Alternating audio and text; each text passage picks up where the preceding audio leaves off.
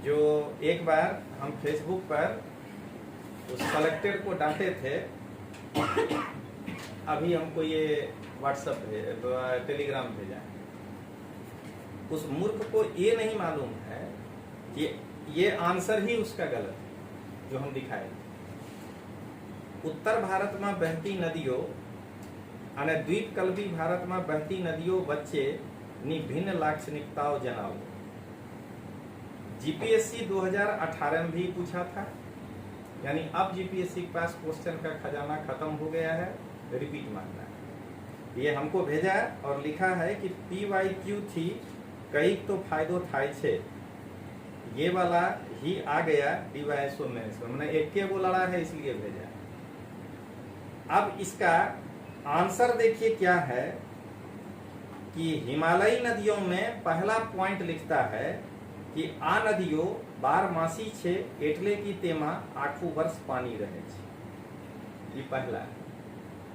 थोड़ा दूर आगे जाने के बाद फिर लिखता है 4 नंबर उत्तर भारतनी नदियों की विशेषता फिर से लिखा आ 12 मासी नदियों छे।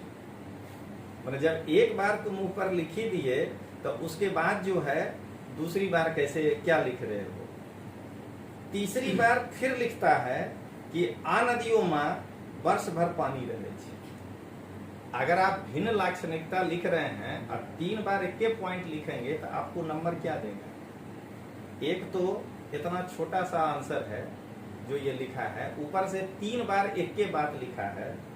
पहले तो अब प्रश्न चिन्ह है कि तुम सेलेक्ट कैसे हो। तो हम लोग तो 360 डिग्री एंगल व्याख्या करते हैं, मेरिट नीचे था इसलिए हो गया, और नहीं तो जो है अभी क्लास 3 दे रहे होंगे। गुजरात का प्रशासन 20 साल बाद कैसा होगा ये इस रिजल्ट से दिखाई दे रहा है।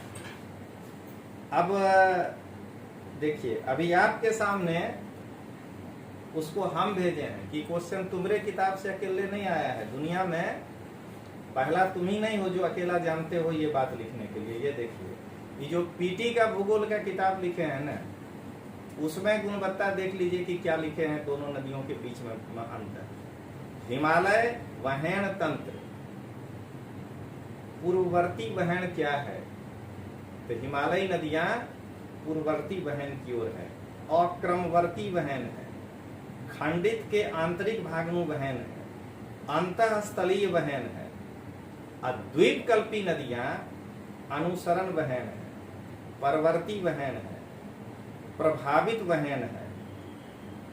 उसको पता भी चलेगा भले सेलेक्ट हो गया है कि है क्या। पहले समझिएगा, हम लोग काहे नहीं गिनते हैं उसको। अरे यार क्या करोगे, 20 नंबर में लोग पास हो रहा है, 21 लाके तुम अकेले दौड़ते हो, फर्स्ट आ जाते हो, और क्या है। आप उसके बाद बताए हैं कि देखिए उसके बाद दिए हैं जो दिखाते हैं, उसके बाद लास्ट में लिखे हैं कि उत्तर भारत और दक्षिण भारत नी नदियों नी तुलना। ये देखिए इतना मोटा किताब में कालम लिखा है, तो मैंने ई क्वेश्चन नहीं फंसा है। तुम प्रश्न खाली लिख दिया तो क्वेश्चन फंस गया। उसके बाद जो है लिखे हैं उनाला में ते सुखाई जाए छे दक्षिण भारतनी नदियों में, नदियों जो है वो उनाला में सुखाई जाए छे और उत्तर भारतनी नदियों नहीं सुखाई छे। एक के बार लिखे हैं, बार बार नहीं लिखे हैं। उसको बताइए कि उत्तर भारत में जो हिमालय से नदी निकलता है वो अभी अपरिपक्व है, युवावस्था में, और अभी भी वो जो है अपने आधार तल को प्राप्त कर रहा है, और दक्षिण भारत की नदी अपना आधार तल प्राप्त करने की स्थिति में है, अब वो वृद्धावस्था की ओर जा रहा है। नंबर उससे आएगा। तो देखिए वही हम उसको लिखे हैं कि मेरे बुक से ही आया है, पर आपके आंसर में रिपीटेशन है, बच्चों को आपके आंसर से मार्क नहीं मिलेगा। हम लोग घबराते नहीं, कुछ सब पास कर गए हो तो क्या हो गया, नॉलेज तुमको थोड़े हमसे ज्यादा हो जाएगा।